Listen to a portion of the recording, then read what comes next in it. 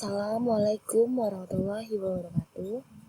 Saya Leoni Brita Pestika dari kelas Timik 16A. Diberi tugas oleh salah satu dosen saya untuk mempresentasikan tentang tugas yang sudah beliau berikan.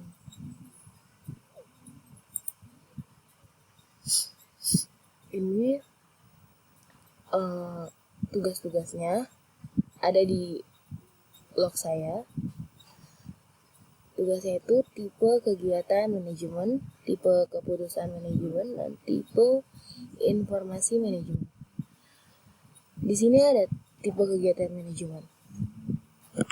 Apa sih kegiatan manajemen? Dihubungkan dengan tingkatannya di dalam organisasi yang dibagi menjadi 3 bagian. Ada perencanaan strategi, ada penentuan tujuan, ada juga pengendalian operasi. Nah, apa sih perencanaan strategi itu? Itu tuh merupakan kegiatan manajemen tingkat atas sebagai evaluasi di luar lingkungan, penerapan tujuan organisasi, dan penentuan strategi-strategi lainnya. Di sini juga ada tentang penjelasannya itu, proses evaluasinya, terus penentuannya, penetapan tujuannya, seperti itu. Dan 2, ada pengendalian manajemen, sistem untuk meyakinkan bahwa organisasi telah menjalankan strategi yang ditetapkan secara efektif dan efisien. Ini merupakan tingkatan taktik, yaitu bagaimana manajemen tingkat menengah menjalankan taktik supaya perencanaan strategi dapat dilakukan dengan berhasil. Proses pengendalian manajemen terdiri dari pembuatan program kerja, penyusunan anggaran, pelaksanaan, dan pengukuran, pelaporan, dan analisis. Yang ketiga, ada pengendalian operasi. Itu sistem untuk meyakinkan bahwa tiap 3 tugas tertentu telah dilaksanakan secara efektif dan efisien. Ini merupakan penerapan program yang telah ditetapkan di pengendalian manajemen. Pengendalian operasi dilakukan di bawah pedoman proses pengendalian manajemen dan difokuskan pada tugas-tugas tingkat bawah. Yang kedua, tipe keputusan manajemen. Pengembalian keputusan adalah tindakan manajemen dalam pemilihan alternatif untuk mencapai sasaran ya. Keputusan dibagi menjadi 3.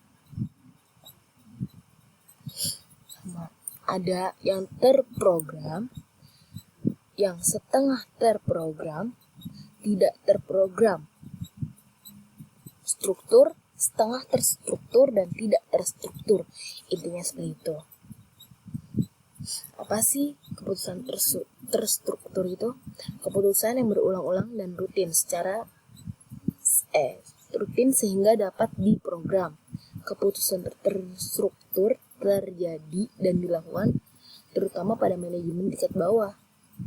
Contohnya keputusan pemesanan barang, keputusan penagih piutang. Keputusan setengah struktur, keputusan yang sebagian dapat diprogram, sebagian berulang-ulang dan rutin, dan sebagian tidak terstruktur. Contohnya, keputusan membeli sistem komputer yang canggih, keputusan alokasi dana promosi. Yang ketiga, ada tidak terstruktur. Nah, tidak terstruktur, keputusan yang tidak terjadi berulang-ulang dan tidak selalu terjadi. Keputusan ini terjadi di manajemen tingkat atas. Informasi untuk pengembalian keputusan tidak terstruktur tidak mudah untuk didapatkan dan tidak mudah tersedia dan biasanya berasal dari lingkungan luar. Keputusan untuk bergabung dengan perusahaan lain adalah contoh keputusan tidak terstruktur yang jarang terjadi. Nah, yang ketiga, ada tipe informasi manajemen.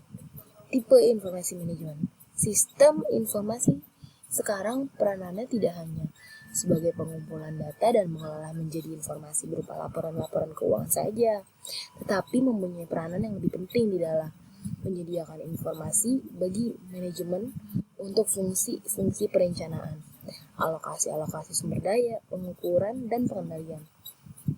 Sistem informasi menyediakan 3 macam tipe.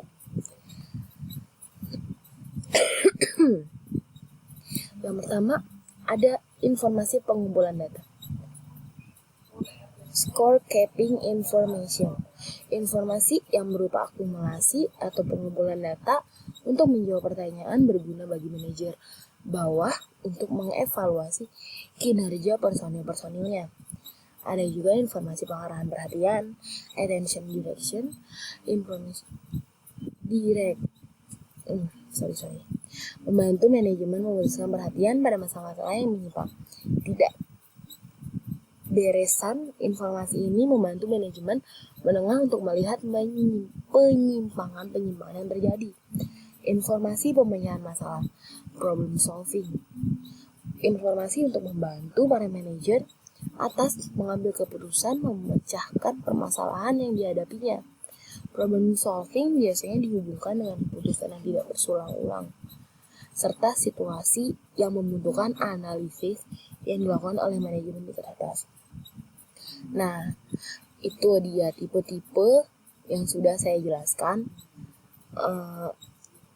tapi tidak saya bacakan semuanya, karena yang menurut saya ya sedikit-sedikit aja saya jelaskan. Oke, terima kasih. Ada yang lain-lain juga kok di sini tentang